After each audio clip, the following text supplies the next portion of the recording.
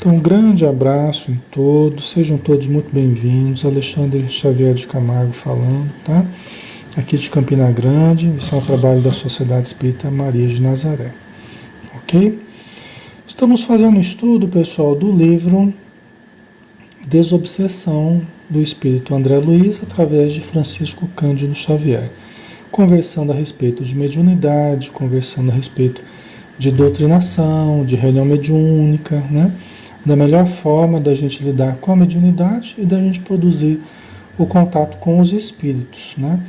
Allan Kardec, dentro da doutrina espírita, foi o iniciador desse contato, né? Foi o entusiasta da mediunidade, inclusive compôs o livro dos médiuns, e que ele mesmo diz no começo que era para facilitar, né, as pessoas o contato com os espíritos, né, a fim de facilitar o caminho de todos aqueles que muito naturalmente buscariam um contato com os espíritos, até porque, palavras dele mesmo, não havia sentido de pessoas que estudam a doutrina espírita, né, não terem contato com os espíritos. É uma consequência natural, né, de todo aquele que está entrando em contato com o conhecimento espírita, querer manter contato com os espíritos e tirar o proveito que ele mesmo tirou, né? Que ele fez a codificação da doutrina espírita justamente em torno desse contato, né?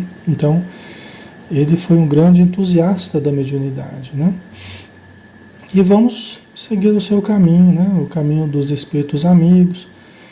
Vamos conversar hoje, vamos continuar aqui, né?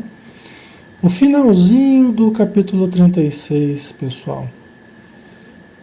A gente falava dos casos de zoantropia, os casos de loucura, que aparecem entre os espíritos que nós socorremos, que nós temos que conversar, que nós podemos conversar nas reuniões mediúnicas, estão vários tipos de espíritos, né? Entre eles, né, suicidas, homicidas, casos de zoantropia, né, que é aquela deformação que a pessoa aparece na forma de um animal, né, nas reuniões mediúnicas, pelos processos de hipnose que ele passou, os casos de loucura.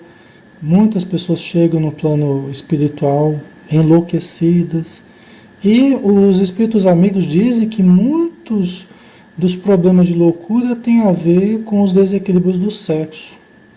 Eles associam sempre os abusos na área sexual com a loucura após a morte, né? O Freud associou também muito fortemente, né, os problemas relativos ao sexo, tanto que ele estruturou a psicanálise toda em torno das questões sexuais, né, na força sexual da alma, né, e estabeleceu vários problemas psicológicos mesmo, né, advindos dessa questão sexual, né, dos desequilíbrios advindos dos problemas relativos ao sexo, né? Então a gente sabe, dentro da visão espírita, que realmente muitos acabam enlouquecendo devido aos desequilíbrios do sexo, às obsessões sexuais, né? E também pessoas que desencarnaram já em processo de loucura nos manicômios, tal, né? A gente acaba tendo que ajudar também, né? Aí o item nono aqui, né? Os malfeitores trazidos à desobsessão para corrigendas, né? Aqueles que vêm tentando gerar balbúrdia, tentando gerar dissensão, intrigas dentro da casa espírita, né? Ou qualquer instituição voltada ao bem, muitas vezes são levados para as reuniões mediúnicas para serem alertados a respeito da sua atitude, de uma forma serena, não é para fazer uma represália ao espírito, mas para ajudar a corrigir a sua atitude, como num processo psicoterápico, né? Em que a pessoa vai colocando seus hábitos, seu modo de pensar, as suas atitudes, tal, e a gente vai tentando analisar junto com a pessoa os méritos e os deméritos de cada situação, para que ela possa refletir melhor em como se estruturar de uma forma melhor, né? Então, esses espíritos, né, malfeitores que são levados à desobsessão para começarem a corrigir as suas atitudes, né, as suas metas no plano espiritual, né? Aí, o tópico 10 aqui, né? Os irmãos tocados de exotismos por terem desencarnado recentemente em terras estrangeiras. Tá? Como é que é isso, né? Pode acontecer de alguns irmãos se comunicarem, né? Até falando em linguagem diferente, né? Falando uma língua estranha, por exemplo, pode acontecer. Estranha que eu digo, né? A gente pode não conhecer, mas falando alemão, ou falando inglês, ou japonês, já aconteceu isso comigo, de eu ter que fazer a doutrinação, né? Um espírito falando em alemão, eu tendo que, né, com conhecimentos muito rudimentares de alemão, ter que estabelecer ali algum contato com ele, né? Mas podem trazer, né? Podem trazer de algum exotismo, podem trazer até querer fazer algum movimento com as mãos, ou dentro de algum ritual, né? E nós, o médium, não precisa exatamente fazer tudo o que o espírito deseja, né? Mas estará ali para ser ajudado também pelo grupo. Pode ser alguém até que a gente não consiga estabelecer uma conversação até verbal com ele, né? Ele pode vir com problemas, inclusive na fala, nós podemos ajudar com a vibração, né? Sempre será alguém que poderá ser ajudado com a vibração do grupo, com a vibração do doutrinador, dos passistas, né? O espírito nunca sairá do mesmo jeito que entrou, né? O espírito nunca sairá do mesmo jeito que entrou. Ele sempre vai levar a vibração do grupo, né? Nós podemos não ter alcançado o objetivo de uma mudança maior, mas melhor do que estava, ele sempre vai sair. Ele sempre vai levar algo de bom, né? Do que a gente converse com ele, ou da nossa vibração, né? Então, esses espíritos que vêm com certos exotismos, até ligados a certos trabalhos, né? E no seu país, na sua região, né? Ele vinha lá com rituais de magia, coisa, ele pode até querer falar a respeito disso, né? Nós vamos ajudar com as técnicas que nós temos, com a conversação amiga, né? Com a vibração do grupo, tentando achar do ponto de interesse do espírito, né? Então nós vamos usar os recursos que nós temos, né? Que são recursos sempre amorosos, né? Vamos receber todos eles com amor, né? O tópico 11, as inteligências detidas no sarcasmo e na galhofa. Às vezes a gente tem que lidar com espíritos altamente sarcásticos, altamente irônicos, altamente galhofeiros, né? E às vezes o espírito, você fala alguma coisa, tentando ajudar, o espírito dá aquela gargalhada, né? Se diverte com o que a gente está falando, né? Tira sarro da gente, ironiza, né? Emite uma vibração que irrita, né? São espíritos especializados em irritar as pessoas. Onde eles vão, eles levam a vibração da irritação. Se eles estão lá numa determinada casa, eles irritam as pessoas dentro do ambiente. Daqui a pouco está um brigando com o outro, um discutindo com o outro. Por quê? Porque se contaminaram com aquela energia da irritação.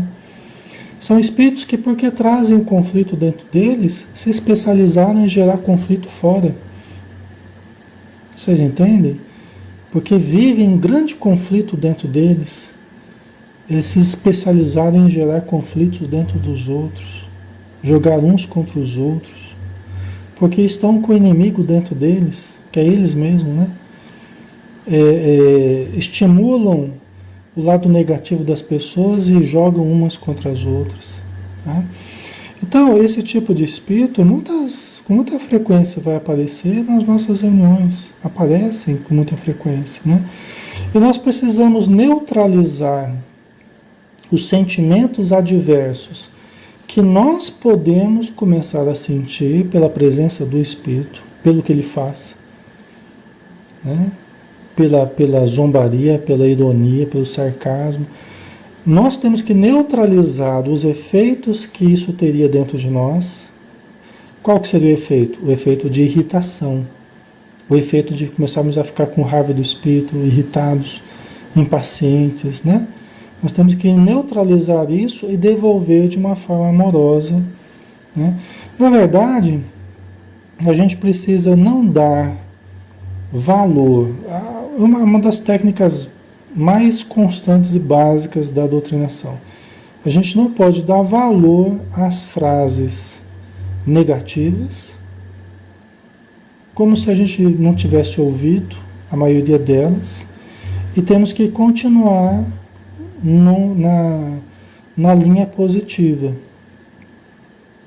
né? Então, basicamente, nós temos que o segredo da doutrinação com esse tipo de espírito é isso. Você não pode, ele joga a isca, né? Faz uma zombaria, uma ironia, um sarcasmo, você não pode pegar aquela isca, né? Você não pode pegar aquela isca, né? Por exemplo, o espírito fala assim: vocês estão cada dia pior, né? Vocês estão brigando entre vocês, hein? Vocês estão não sei o quê. Às vezes até está acontecendo alguma coisa, algum problema, uma dificuldade, né? Mas o espírito começa a jogar a isca. Você não pode entrar no mérito do que ele está falando, né? Você não pode ficar engolindo a isca aí, né? Ele não pode dar muito valor para o que ele fala e tentar estabelecer um diálogo em que demonstre o seu intento de ajudar, né? De conhecê-lo, muito importante conhecê-lo, né? Então é como se a gente não ouvisse aquilo que ele vai colocando negativo e a gente vai se mantendo ao máximo possível, né?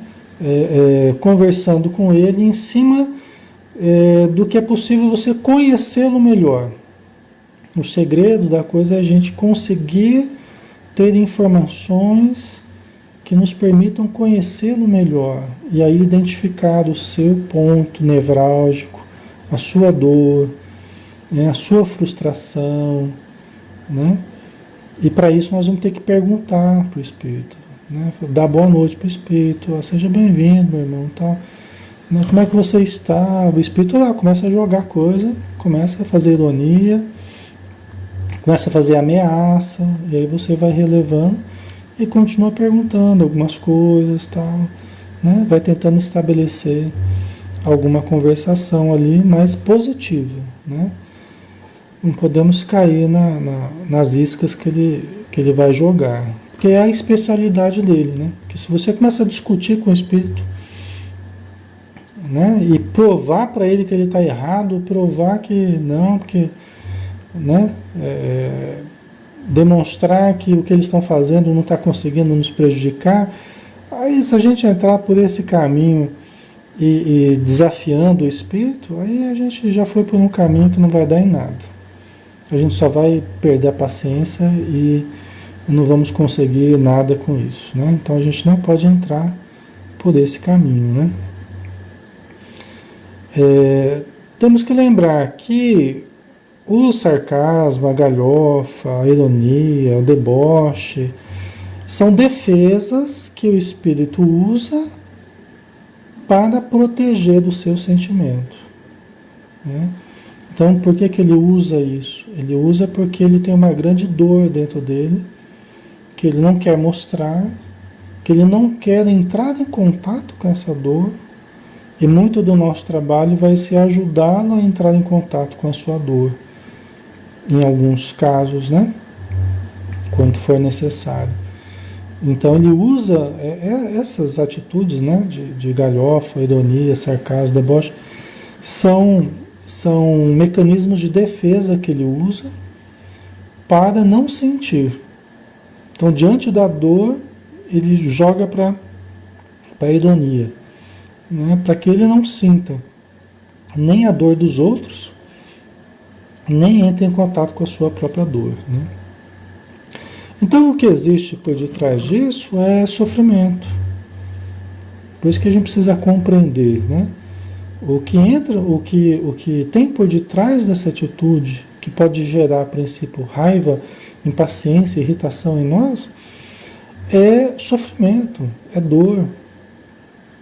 E o espírito, quanto mais enraivecido ele se mostra, por exemplo, é o maior sofrimento que ele traz, né?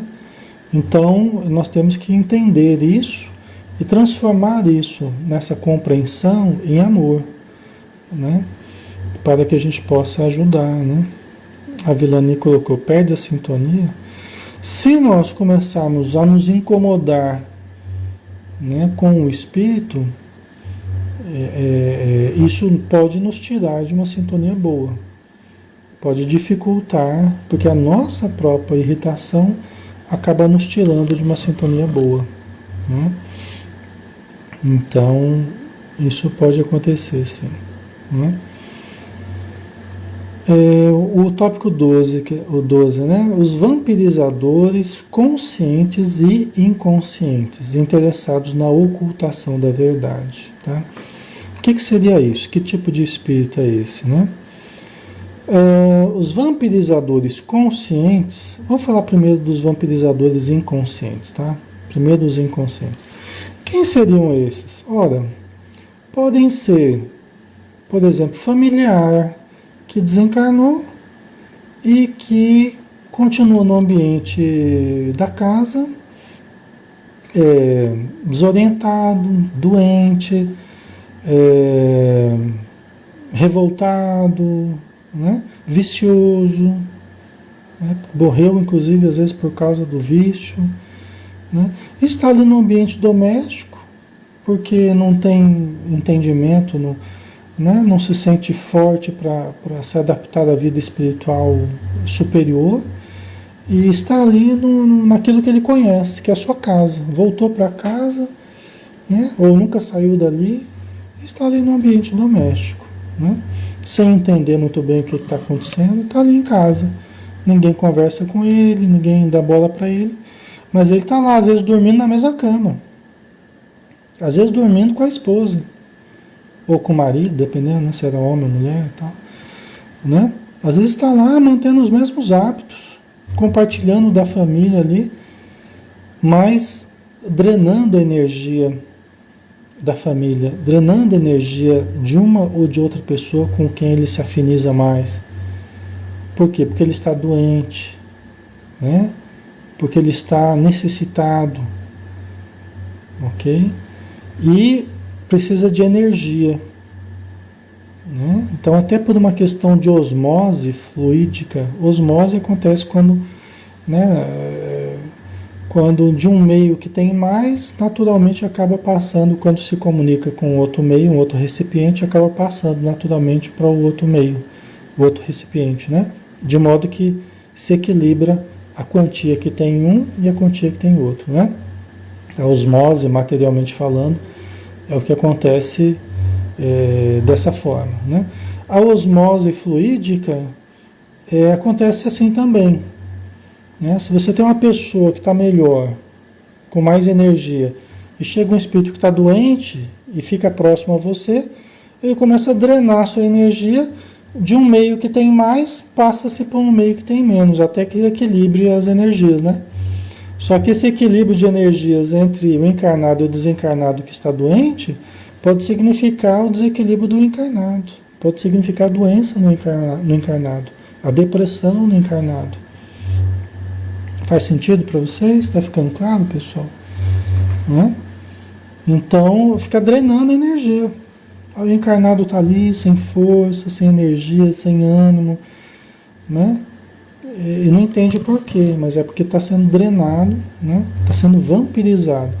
Quem que é o vampiro, né? O vampiro é toda entidade ociosa a se valer das energias de outrem. Vampiro, espiritualmente falando, é toda entidade ociosa se valendo das energias de outrem. Ok? Ociosa, por isso não gera sua própria energia, não busca o seu alimento de uma forma saudável, né? E vai buscar o seu alimento em outrem, né? Por isso que vai sugar as energias do outro. E aqui no caso, por exemplo, nós estamos falando da vampirização inconsciente, né? Então pode ser um parente, pode ser um amigo desencarnado, né? Ou uma pessoa que se acoplou a você na rua, no posto de saúde, no hospital, né? Você passou, você tem mediunidade, você tem um magnetismo muito grande, você produz muita força mediúnica, você atrai. Onde você passa, vai arrastando os espíritos, né? E os espíritos estão lá doentes, atordoados, acaba se acoplando a você. Então isso acaba gerando vampirismo inconsciente, né? Até por uma sintonia, e quanto menor a sua sintonia, menor a sua defesa, aí que acaba mesmo se aproximando de tudo perto de você e se acoplando a você, né? Isso gera problemas emocionais, problemas físicos e aí por diante.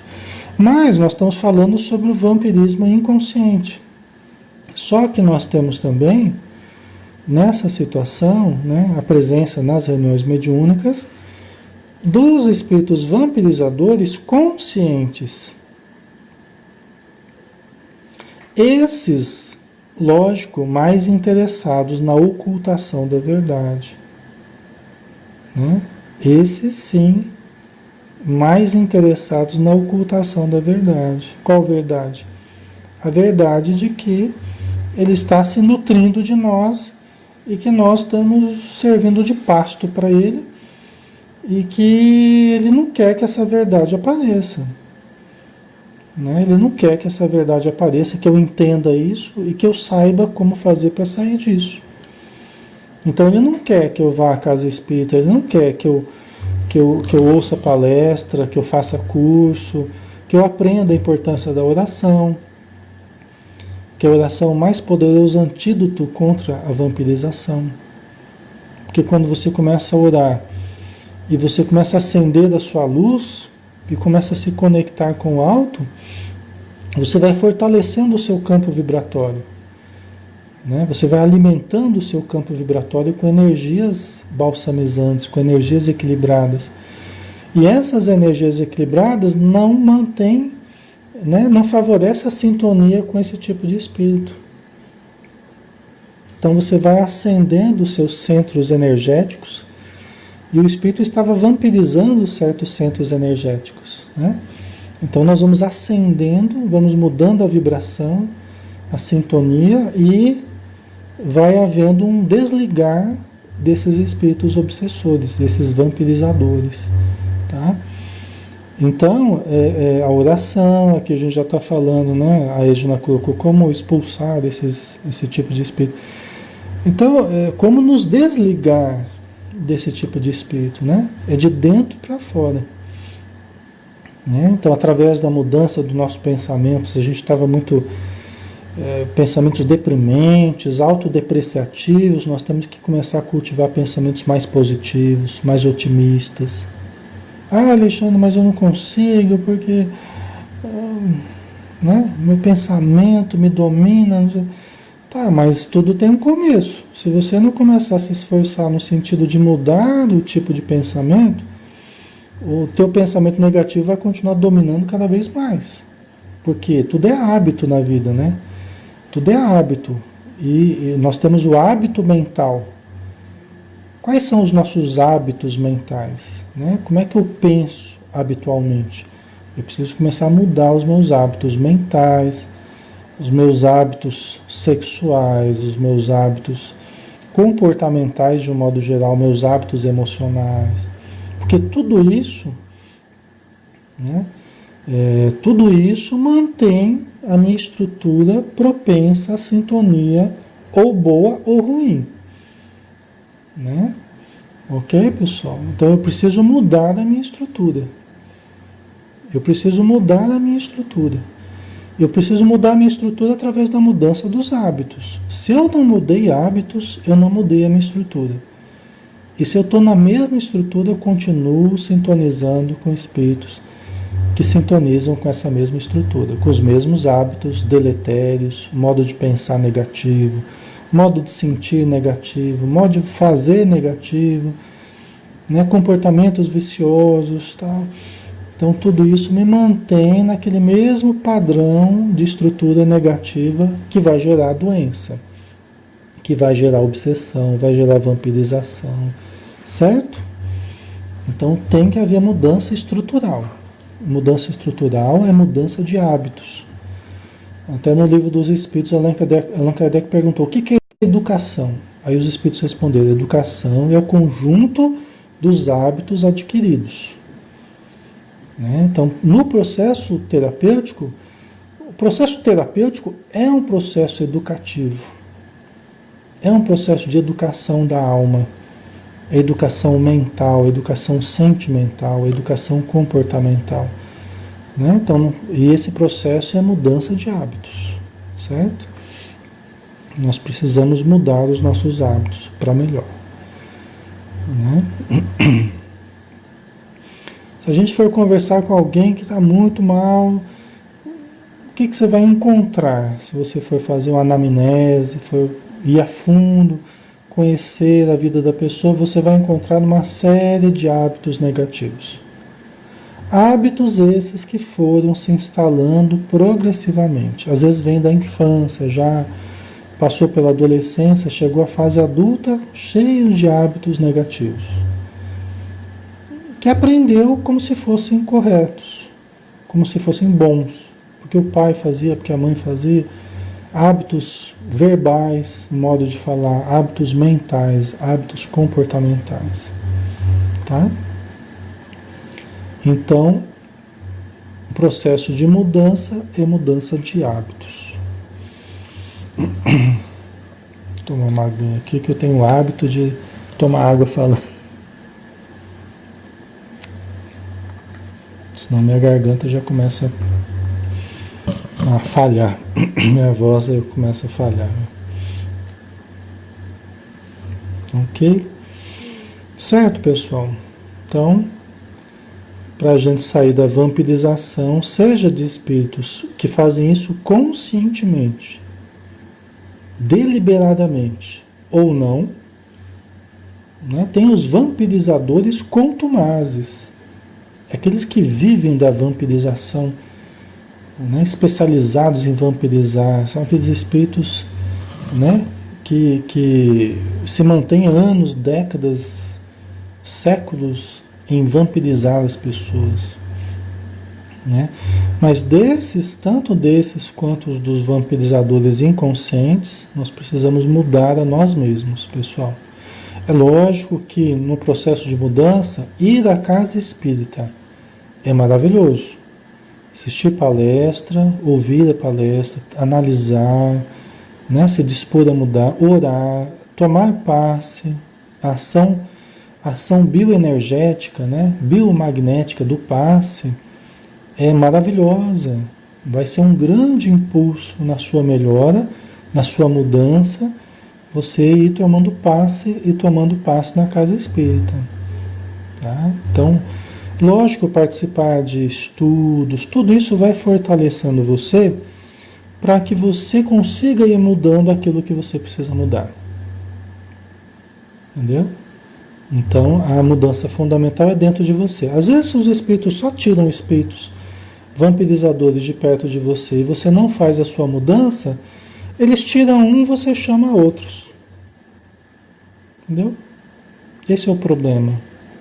É por isso que eles não vão, eles lógico que eles tiram alguns para nos ajudar, para dar um impulso, para que a gente, né, se motive e tal, e faça a nossa parte.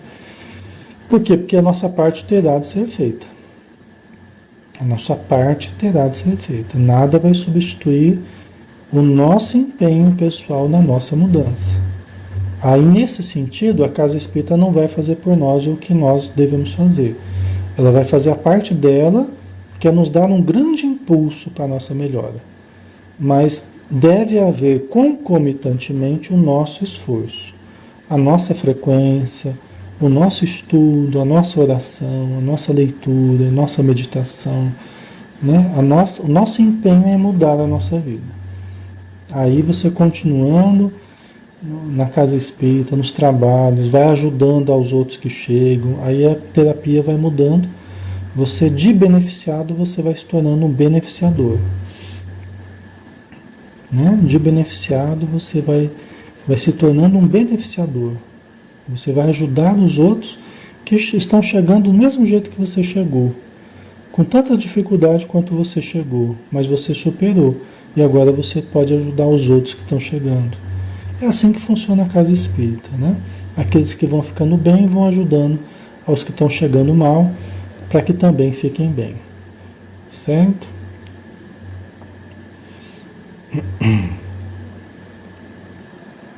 Aqui.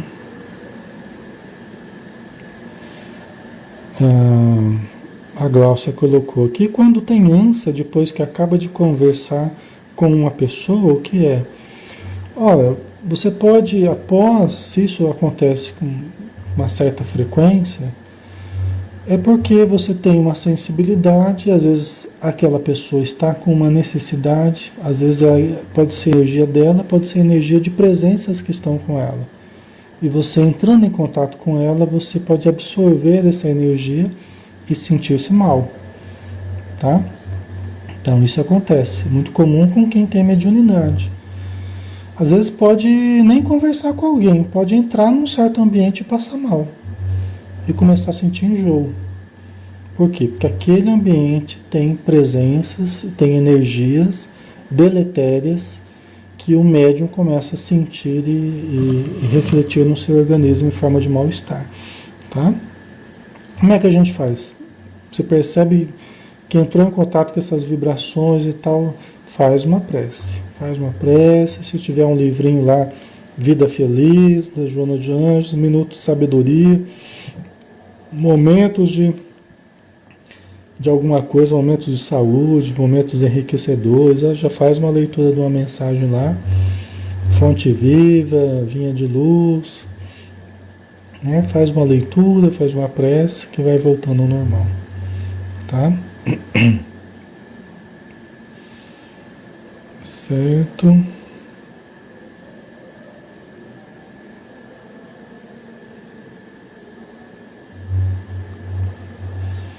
A Vilani colocou, esses tipos de espíritos nunca estão sozinhos. Nunca estão sozinhos.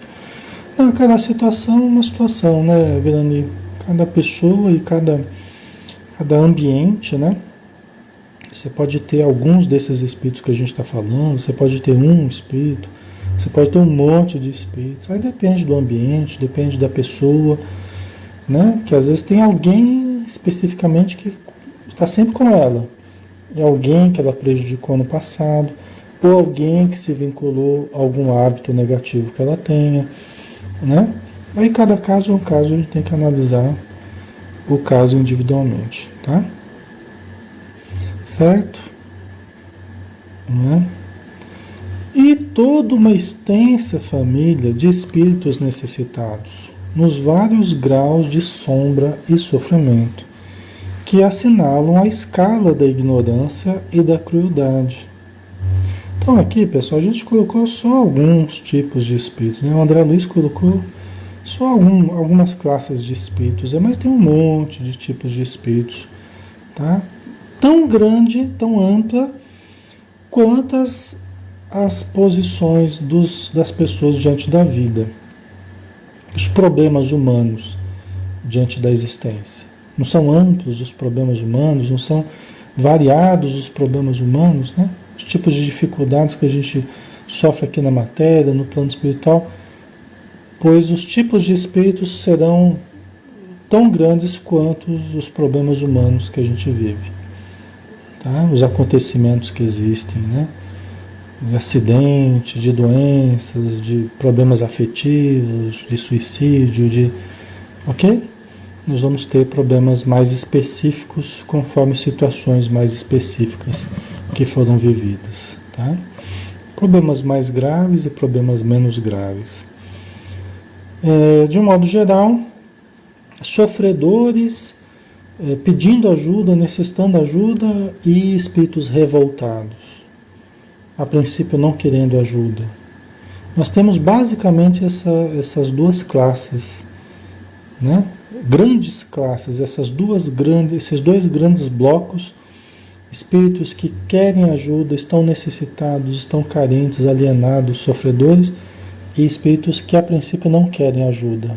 Eles têm uma atitude mais revoltada, vingativa, perversa, né? Então, psicopática, tá? São esses dois grandes grupos que a gente tem, né? A Márcia de Fátima coloca: minha casa, eu sinto muito pesada, não tenho vontade de voltar para ela. O que será isso? Então, Márcia, sempre quando a gente se depara com essa situação, é lógico que podem ter vários fatores, mas entre eles, o ambiente, a gente percebe um ambiente de casa difícil, né? Então, inconscientemente, instintivamente até, né? Instintivamente a gente começa a repelir, né, o ambiente de casa. É lógico que existe problema com o marido, existe problema com os filhos, conflitos, coisas que você está tentando mudar há muito tempo não consegue. Isso tudo vai gerando uma certa aversão, às vezes, a voltar para casa, a enfrentar os mesmos problemas, as mesmas discussões, ou carências, ou tal, né? Então, às vezes, tem esse tipo de coisa. Não sei qual é o seu caso, mas estou falando de uma forma ampla, né? Agora, isso também, essa desestrutura, ela também frequentemente é acompanhada, geralmente é acompanhada por uma desestrutura espiritual. Tá? Você não encontra uma coisa separada da outra. E quanto mais desestrutura material você está lidando, mais você tem um paralelo, né, na mesma proporção de uma desestrutura espiritual. Entendeu? Então uma coisa anda junto com a outra. Certo? O campo espiritual é o campo das causas, na verdade, né? A gente acha que as coisas são só materiais e tal, mas o plano espiritual é o campo das causas. As causas profundas do que a gente vive materialmente que eu falo, são os nossos vínculos, né? A vida em família, os problemas que a gente vive. Então, o que a gente vive materialmente, a grande causa é espiritual. As grandes respostas, elas são espirituais. Né? Dos nossos porquês. Porquê disso, porquê daquilo. São problemas espirituais. Entendeu? Por isso que a gente fala, né, que buscar ajuda espiritual tem um efeito benéfico em todas as áreas, pode ter um efeito benéfico em todas as áreas da nossa vida. Por isso não é à toa que Jesus falou: buscai o reino de Deus e a sua justiça e tudo mais vos será acrescentado. Né? Eu comparo isso a buscar a espiritualidade, buscar o que há de espírito em você, desenvolver o lado espiritual, aperfeiçoar pensamentos, sentimentos, ligar-se a um grupo de ajuda, né? E tudo mais você será acrescentado. Por quê? Porque você vai recebendo uma força adicional, uma ajuda adicional, né? Você vai se fortalecendo para enfrentar os problemas familiares, para enfrentar os problemas domésticos, né? O trabalho, para enfrentar tudo, né? O eixo é espiritual. Todo o resto acaba se conectando a esse eixo. Se esse eixo estiver bem posicionado, né, se você está bem fortalecido e tal, todo o resto vai sendo acrescentado, como disse Jesus. O problema é que a gente deixa o reino de Deus, a sua justiça, e a gente quer o tudo mais. Né? Então aí que a coisa complica. A gente esquece de buscar a espiritualidade, a gente esquece de buscar ajuda, tá? E aí as coisas complicam. E a gente acaba nem tendo tudo mais que a gente poderia ter, né? Ok? Não sei se eu respondi. Você colocou: tenho mediunidade, só que deixei de frequentar o centro, não tenho ânimo. Então, você entende, Márcia? Eu diria assim, tá? A grosso modo, você me desculpa aí se eu errar, mas eu diria a grosso modo, né? Você está sofrendo não é pelo que está acontecendo, é pelo que não está acontecendo, que é geralmente o que acontece, né? Embora possa parecer contraditório, né? Mas geralmente, por detrás dos sofrimentos das pessoas, o que as faz sofrer não é o que está acontecendo, é o que não está acontecendo. Então a gente sofre é pelos bons hábitos que a gente não está cultivando. É pelo trabalhar da mediunidade que a gente não está fazendo. Entendeu? É pelo não ir à casa espírita, pela oração que a gente não faz, é pelo evangelho no lar que a gente não faz, é pela leitura que a gente não faz, é um conjunto de faltas, né? É um conjunto de faltas que acaba aparecendo para nós como desequilíbrio, como aversão, como problema, dificuldade, né? Complicação na nossa vida, né? Mas geralmente é a expressão da falta. Quando a gente começa a preencher, né, com as coisas boas, com luz, né, a escuridão vai se diluindo, né? O sofrimento vai diminuindo, as brigas vão diminuindo, os conflitos, né? Por quê? Porque você vai preenchendo com coisas boas, com trabalho, ajuda ao próximo, tá? Então isso é muito importante, né? Certo? Então vamos ver se a gente termina esse capítulo aqui, né? Já estamos quase na hora. Imperioso observar que todos são carecedores de compreensão e tratamento adequados. Tá? Todos são carecedores de compreensão e tratamento adequados. Todos, sejam aqueles sofredores, sejam aqueles revoltados, vingativos, todos são necessitados e todos carecem de ajuda. São levados à casa espírita para serem ajudados, né? Cada qual na dor ou no problema em que se exprimem, exigindo paciência, entendimento, socorro e devotamento fraternais, né? Então, cada qual o seu caso específico, a sua problemática específica, nós temos que ouvir, mesmo que seja em meio a zombarias, ameaças, ironias, deboches, né? Nós precisamos ouvir, precisamos ir separando o joio do trigo, né? As palavras negativas a gente separa como joio e vamos buscar o trigo, né? Vamos buscar a parte boa, né? Porque o Espírito vem com o lado sombra dele. Nós temos que buscar a luz que ele possui, para que a luz que a gente está tentando irradiar em nós encontre com a luz que existe dentro dele. Às vezes ele não acredita que ele tem luz dentro dele, ele acha que ele é só treva, que ele é só maldade, só escuridão, que ele está seco por dentro, como muitos falam, né? Mas o nosso desafio é conseguir enxergar o Filho de Deus que ele é, né? O ser potencialmente iluminado que ele pode ser, né? Nós precisamos enxergar o lado luz que ele tem, para que ele também acredite, para que ele também queira vivenciar esse lado luz. Então nós precisamos, vocês entendem? Nós temos que buscar a luz que ele tem, que ele acha que não tem mais, acha que já perdeu tudo já, que ele vai ficar nos infernos da vida eternamente. E nós temos que fazê-lo acreditar que pode ser diferente, que ele é um filho de Deus, criado para ser feliz, que merece ser amado, mesmo que tenha errado, que pode se levantar, que há esperança, né? Que tudo vai dar certo, que nós vamos ajudá-lo, que ele também vai se ajudar. Então tudo isso nós precisamos ajudar ele a compreender, para que ele confie nele, né? E nas possibilidades superiores que ele pode vivenciar, né? E confie na ajuda que a gente está tentando proporcionar, na ajuda dos bons espíritos, tal, certo? Resumidamente é isso, né?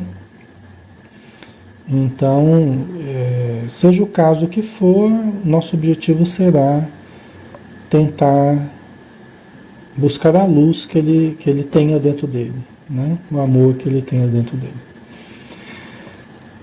Desobsessão não se realiza sem a luz do raciocínio, mas não atinge os fins a que se propõe sem as fontes profundas do sentimento.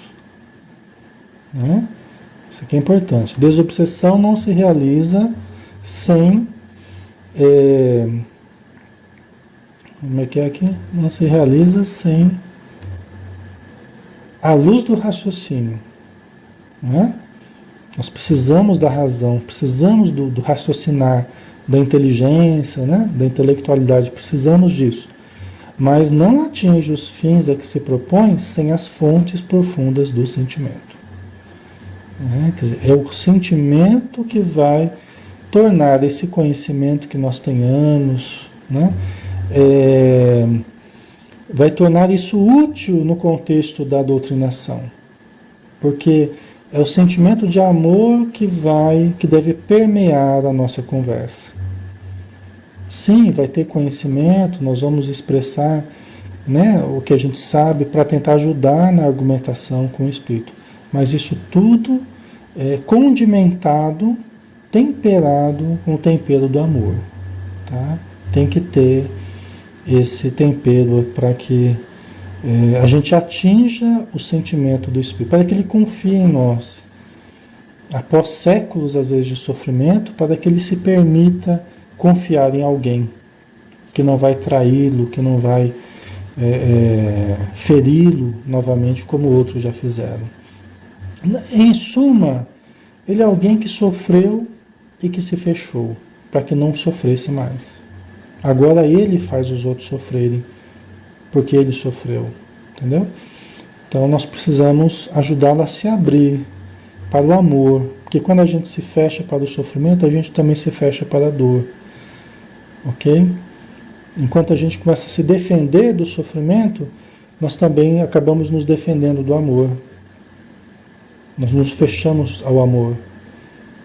Tá? Então nós precisamos voltar a nos abrir para a vida, para nos abrirmos ao amor, né? Para que a gente possa voltar a viver, voltar a amar, voltar a sentir, voltar a crescer. Tá? Certo?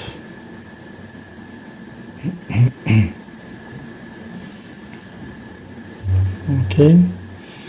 Vamos ver se a gente termina aqui. Acho que tem mais um parágrafo aqui, se eu não me engano. Ah, não, aqui já acabou, esse era o último. Esse é o último. Bonito, né? Aí na semana que vem a gente entra no capítulo 37, tá? Muito bem, né, pessoal? O principal, né, Vilani? É o amor, né? O principal é o amor. Para todos é legal.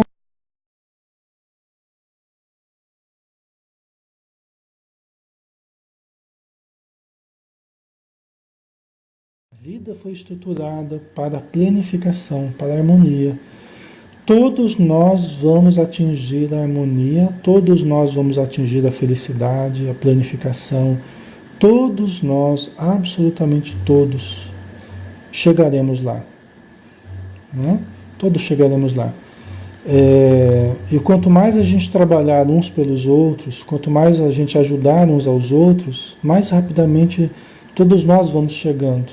Né? Uns um pouco mais cedo, outros demorando um pouquinho mais, dependendo das escolhas que a gente faz, mas a gente vai caminhando juntos, né? E a gente vai encontrando uma vida melhor. Essa fase que a gente está é a fase mais difícil, né? A colheita dos males que a gente já fez. A gente ainda vai ter algumas encarnações difíceis pela frente, porque são as colheitas do que a gente fez, né? Mas, gente, passada essa fase mais difícil, virão outras muito melhores. Nós estamos na fase mais aguda, né? Nas fases mais materiais da nossa vida, mas só que agora com a luz do conhecimento espírita, né? Com o entendimento de tudo isso. Agora a gente já está entendendo que fazer mal para os outros não é bom para a gente. Brincar com os sentimentos dos outros não é bom para a gente. né? Temos uma ação negativa, perversa, não é bom, né? Então a gente já começa a fazer o bem. E aí o futuro, ele vai ser muito melhor do que o passado. Se a gente continuar nesse caminho, as próximas encarnações serão muito melhores do que essa que a gente está tendo. Entendeu? Então a gente tem que pensar assim, né? O futuro sempre será melhor do que o passado. Por quê? Porque eu estou buscando o bem, eu estou buscando o melhor. E aquele que busca o melhor acaba encontrando o melhor, né? Jesus nos falou, buscai e achareis. Então, se você está buscando o melhor, você vai encontrar o melhor, né? Nessa vida mesmo, se você for caminhando por esse caminho, né, de amor, de conhecimento, de auxílio, de desenvolvimento, a sua vida tende a ir melhorando. Vão existir dificuldades? Vão, fazem parte da vida. Mas você vai melhorar a cada dia. Você vai estar cada dia mais animada, mais feliz, mais satisfeita. Por quê? Porque você está vivendo bem, né? E vai conseguir lidar com as dificuldades que vão surgir, né? Certo? Então vamos fazer a nossa prece final, pessoal, para a gente terminar, né? Ok. Vamos lá, né?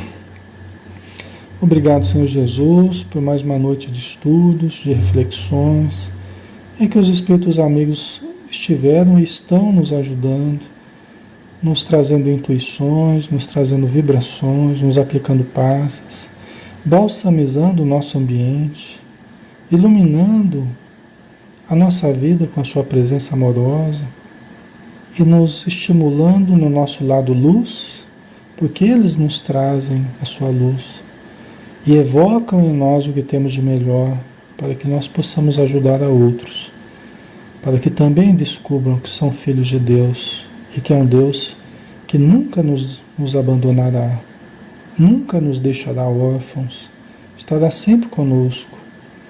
E sempre que nós nos voltarmos a Ele, sinceramente, Ele nos acolherá como um Pai amoroso, como uma Mãe amorosa. Muito obrigado, Senhor Jesus. Muito obrigado, Maria de Nazaré, que nos abraça com amor de mãe, que nos estimula ao bem, para que nós sejamos mais felizes a cada dia. Obrigado por tudo, Senhor. Que a Tua luz permaneça conosco. Que assim seja. Ok, pessoal. Muito obrigado pela presença de todos, tá? Pelo carinho de vocês, pelas boas vibrações. Sempre bom estarmos juntos, tá bom? Então, até terça-feira no próximo estudo aí. Toda terça e toda quinta às 20 horas a gente está aqui, tá? Então, bom descanso e até a próxima.